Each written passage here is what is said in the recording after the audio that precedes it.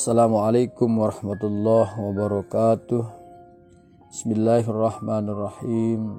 Alhamdulillahirabbil alamin. Allahumma shalli ala sayyidina Muhammad wa ala ali sayyidina Muhammad. Semoga kita semua senantiasa dalam lindungan Allah Subhanahu wa taala, tetap dalam keadaan sehat walafiat tanpa merasa kekurangan sesuatu apapun. Dan semoga juga kita semua tercatat sebagai umat baginda Nabi Muhammad sallallahu alaihi wasallam. Baiklah, pada kesempatan kali ini kami akan mengisahkan sebuah kisah seorang santri yang bertemu dengan Nabi Khidir alaihi salam. Dikisahkan ada seorang santri di sebuah pondok pesantren di Jombang ingin bertemu dengan Nabi Khidir alaihi salam secara real atau nyata, bukan hanya sekedar lewat mimpi.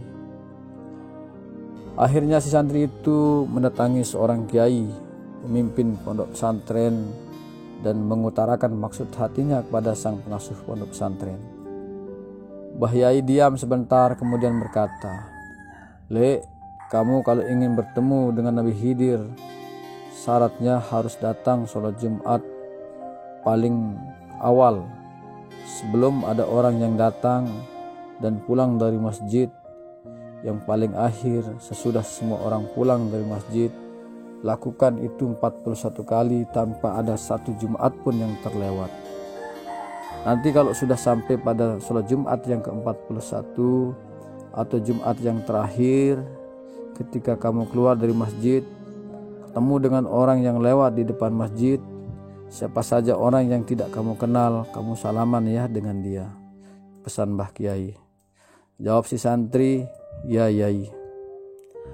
Akhirnya sang santri melakukan riadohnya dengan melakukan sholat Jumat datang paling awal sebelum speaker masjid dibunyikan. Dia sudah datang duduk di serambi masjid dan pulang paling akhir setelah masjid ditutup. Hal itu dilakukannya dengan istiqomah.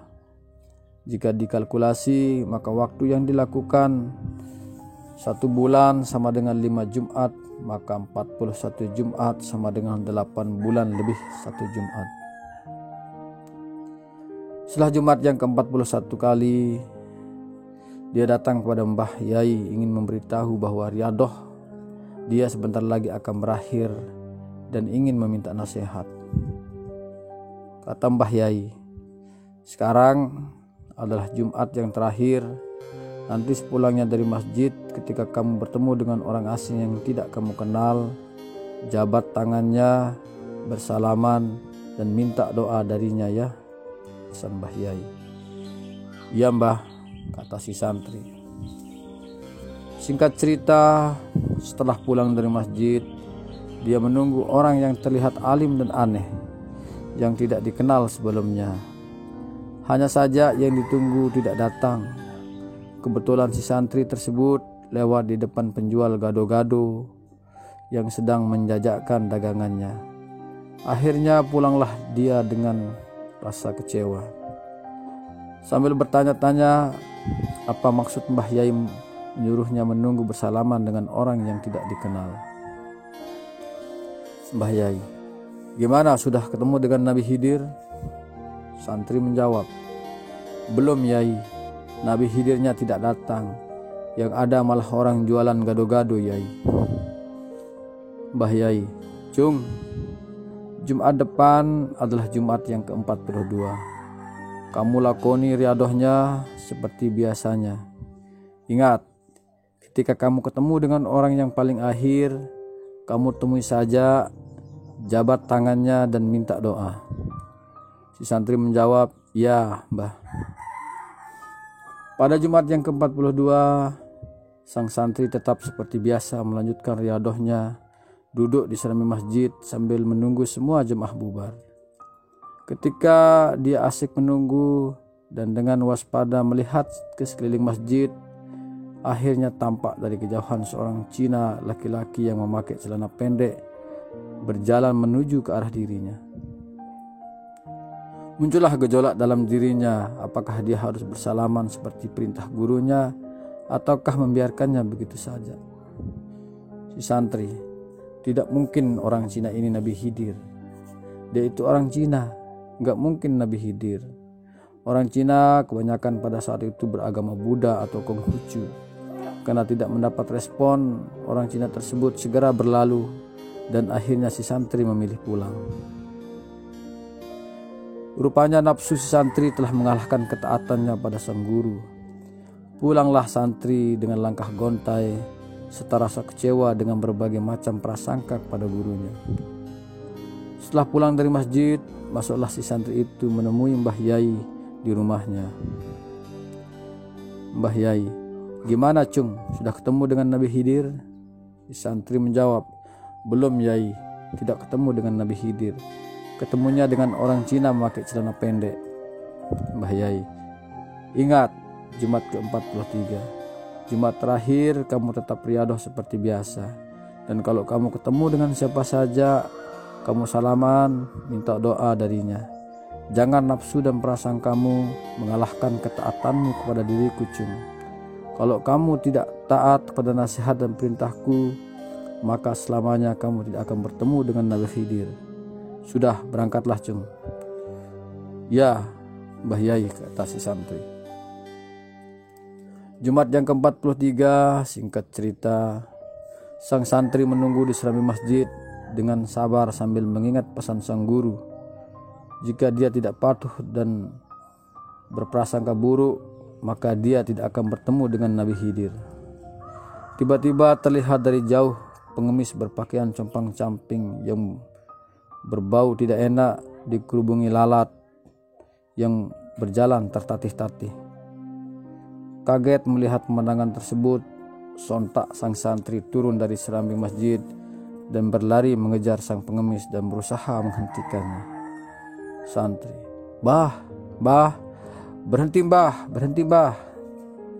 Tanpa babi ibu, dia bersalaman, mencium dan memegang tangan pengemis yang penuh luka koreng tanpa rasa jijik sedikit pun. Pengemis yang ternyata memang Nabiullah Khidir dengan tenang. Ada apa kamu mau bertemu denganku? Santri menjawab, oh Nabiullah Khidir, ada yang ingin saya tanyakan dan mau minta doa kepada engkau. Nabiullah Khidir, silahkan. Santri, wahai Nabiullah, telah lama saya menunggu Anda. 42 Jumat saya menunggu Anda, tetapi mengapa Anda tidak menemui saya? Nabiullah Khidir, bukankah Yaimu berpesan untuk bersalaman dengan setiap orang yang kau temui terakhir kali setelah selesai sholat Jumat? Bukankah gurumu menyuruhmu secara tidak langsung untuk menemui dan bersalaman meminta doa kepada penjual gado-gado dan orang Cina yang memakai celana pendek? Nafsu dan perasaan kamu kepada Mbah Yaimu telah mengalahkan basiroh atau mata hatimu sehingga terhijab dariku. Santri, Anda betul wahai Nabiullah Khidir. Wahai Nabiullah, berdoalah kepada Allah tentang diriku, karena doamu istijabah ya Nabiullah. Nabiullah Khidir, baiklah apa permintaanmu? Ingin kekayaan? Sebutkan saja. Apa yang harus aku mintakan doa kepada Allah? Santri, wahai Nabiullah, saya hanya ingin Anda mendoakan saya mendapat kebaikan dan dilindungi dari segala keburukan di dunia dan di akhirat, atau doa safu jagat.